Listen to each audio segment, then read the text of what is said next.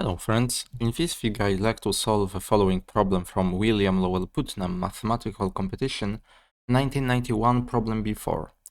Let P be a prime.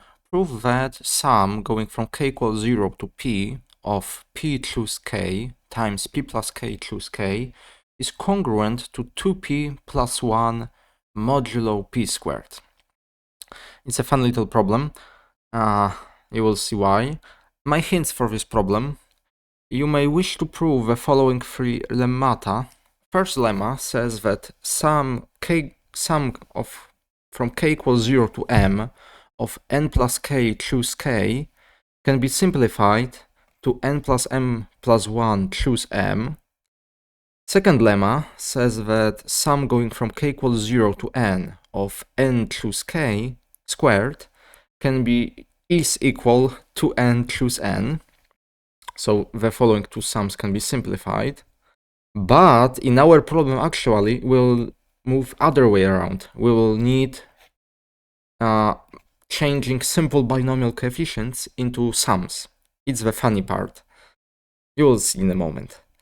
And third lemma, rather obvious, says that if P is a prime and if K is from 1 to P minus 1, then both n choose K and P plus K minus 1 choose K, both binomial coefficients are divisible by P.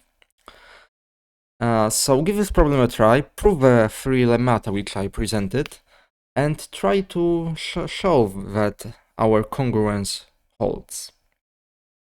Okay, so I hope that you've made your attempt. First lemma, proof of lemma 1. I will prove rather uninterestingly by induction. Induction over M. Induction over variable m. So let's start with m equals 0. If m equals 0, then on the left hand side we have sum going from k equals 0 to 0 of n plus k choose k. Well, this sum is just n plus 0 choose 0, which is 1. And what do we have on the right hand side? On the right hand side we have n plus 0 plus 1 choose 0. It's also equal to 1, and it's exactly the right hand side. So now, suppose for the induction proof, inductive step, suppose now that sum going from k equals 0 to some m of n plus k choose k equals n plus m plus 1 choose m. Now I wish to consider sum going from k equals 0 to m plus 1. We have the following. Sum going from k equals 0 to m plus 1 of n plus k choose k. Well, I can split it into first sum going from k equals 0 to m, n plus k choose k, and last term I can put separately n plus m plus 1 choose m plus 1. Now, by my inductive supposition, I know that this first sum is in fact equal n plus m plus 1 choose m. And the second binomial coefficient can stay as it is for now. And now, crucially, well-known property of binomial coefficients or of Pascal's triangle says that if you have two binomial coefficients with the same upper index and lower indices differing by 1, it's the same as a single coefficient with upper part plus 1, and in the lower part we have m plus 1, which is actually what we wanted. And that closes the inductive proof of my first lemma. By the way, this proof of lemma 1 has a nice combinatorial proof, but I will leave it as it is for now. Second lemma. Second lemma, let's recall, sum of squares of binomial coefficients equals 2n choose n. Well, I will use well-known fact, so-called Vandermonde's identity.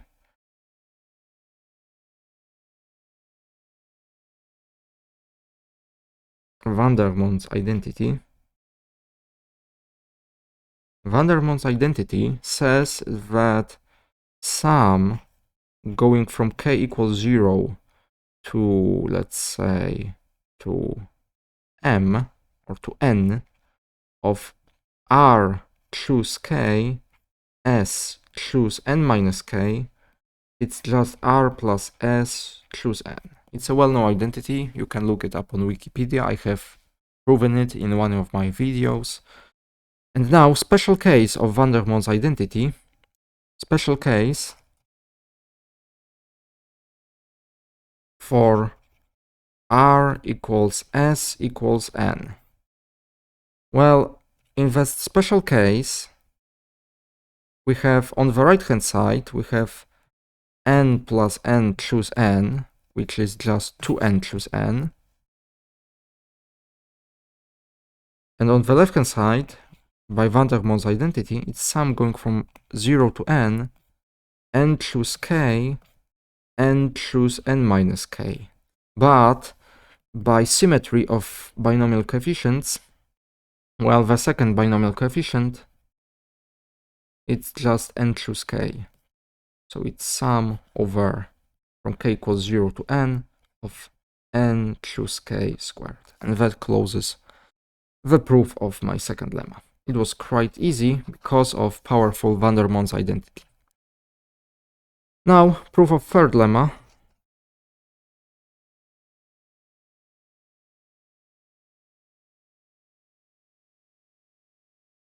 Now, proof of my third lemma. Let's go back. It says that if p is a prime and if k is from 1 to p minus 1, then p divides p choose k and p divides p plus k minus 1 choose k. Okay, so let p be a prime and k is from 1 to p minus 1. Let's take a look. First, let's take a look at p choose k.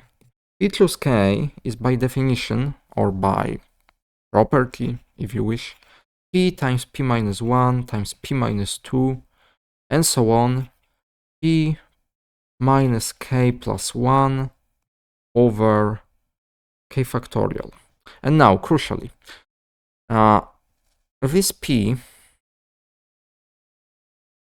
this number p is co-prime to the denominator. Why is that?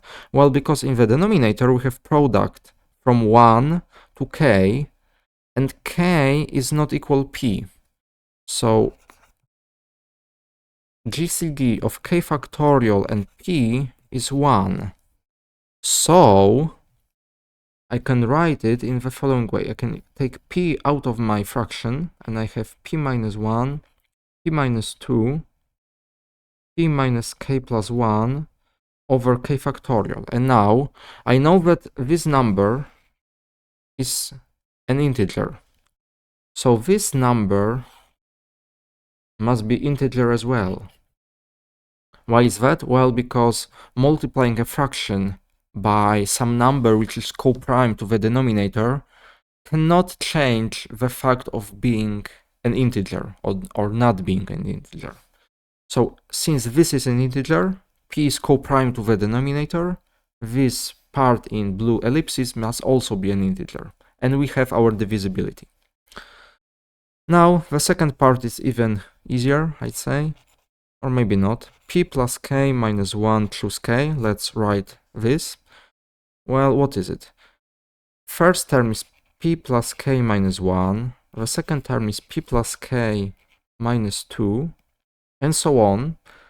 The last term, or penultimate term, is p plus 1. And finally, we have p at the end. And the same line of reasoning goes. I can take p out of my fraction, and I have p plus k minus 1, p plus k minus 2, and so on up to p plus 1 over k factorial. Again, p is co-prime to k factorial, and we know that this number is an integer, so this entire number right here is also an integer. So we have our divisibilities. P divides both of our binomial coefficients. And that closes the proof of my third and final lemma. Now, let's go to our original problem. My basic idea is to take this sum and to simplify it modulo p squared. How can we do it? Well, let's take a look.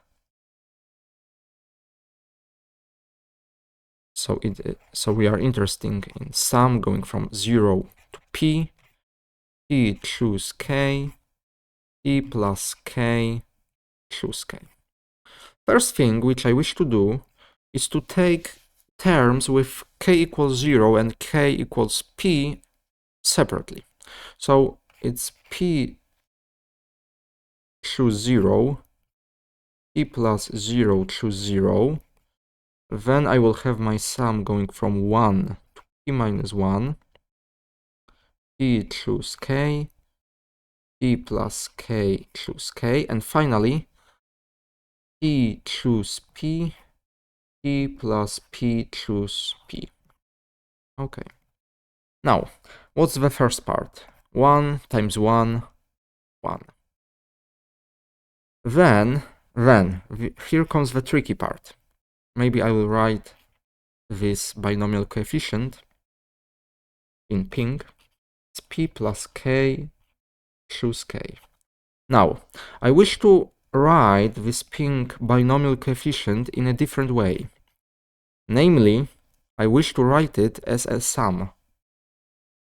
Sum, for example, going from j equals 0 to k minus 1 of p minus 1 plus k plus j, plus j choose j.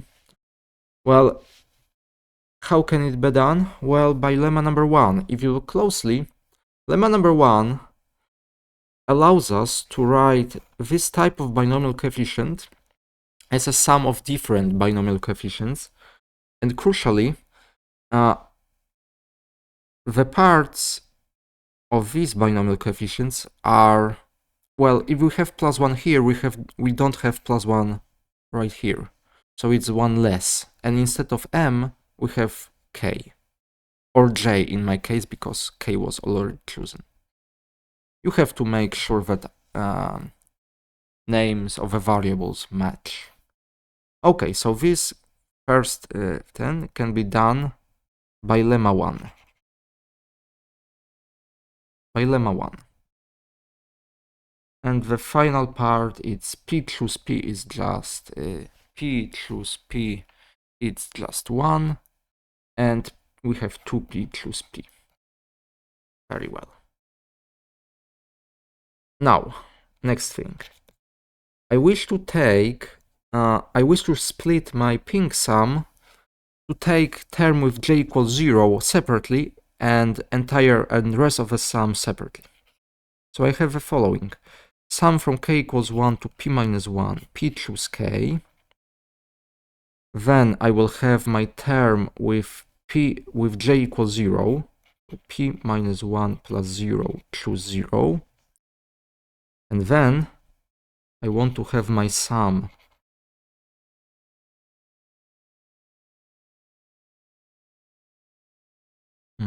I wish to have my sum from j equals 1 this time to k minus 1, p plus j minus 1 choose j.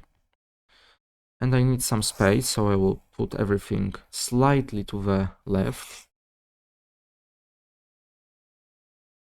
Perfect. Not perfect. Oh, yes, I have space. And then finally, I wish to write my final binomial coefficient. It was 2p choose p in a different way, again, this time by lemma number 2. By lemma number 2, this final binomial coefficient can be written as sum, let's say going from k equals 0, p choose k squared. By lemma number 2. Very well, and now let's see what happens. I have 1 plus sum going from k equals 1 to p minus 1. Well, I have just p choose k in my first sum, because this is 1. Now, crucial part. By lemma number 3, let's take a look. By lemma number 3,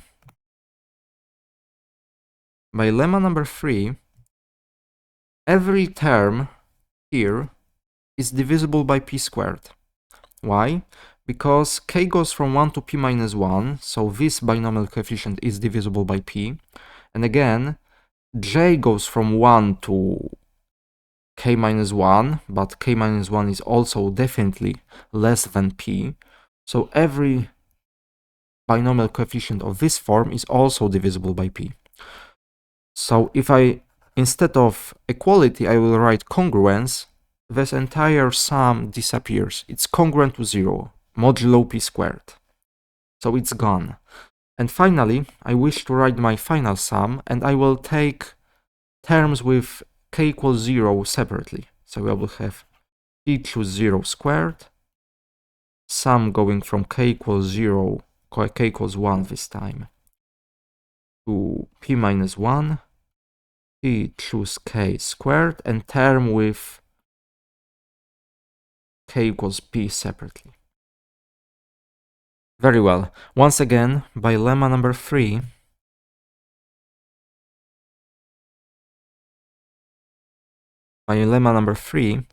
what do I have? I have 1 plus sum going from k equals 1 to p minus 1, p choose k.